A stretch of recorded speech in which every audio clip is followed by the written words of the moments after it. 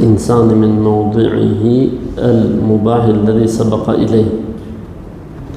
Nuk lejohet që ta çosh dikën nga vendi I tij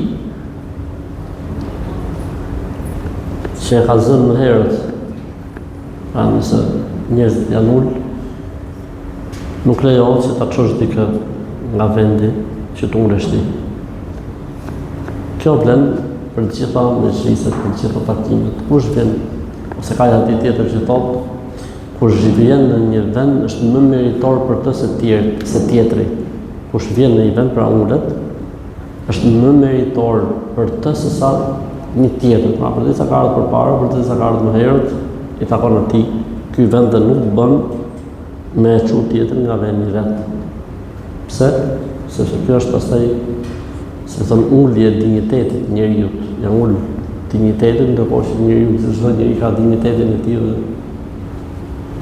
njeriu kur I thon për këtë dinjitet jeton. عن ابن عمر رضي الله عنهما عن النبي صلى الله عليه وسلم قال لا يقيم الرجل من مجلسه ثم يجلس فيه. Abdullah ibn Omer radiallahu anhu tregon I dërguar Allahut sallallahu alaihi wasallam ka thënë nuk bën që ta çoj njeriu nga vendi ku është ulur që të ulet vet ai. Nuk bën, s'lejohet që me çu tjetër nga vendi që se do të ulesh ti.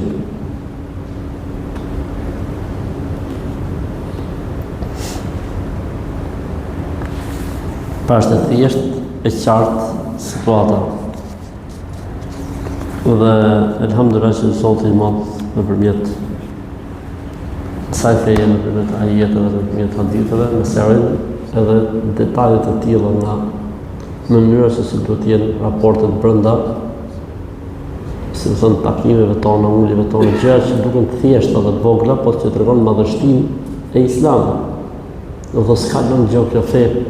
Edhe kur vjen me xhlis, si duhet ulesh, ku duhet ulesh, a bën me çu tjetrin, a s'bën me çu tjetrin, do s'ka lënë detaj, kjo është e rëndësishme. S'ka lënë pore të jetës pa e dhënë verdiktin e vet. Alhamdulillah, shukr Zotit.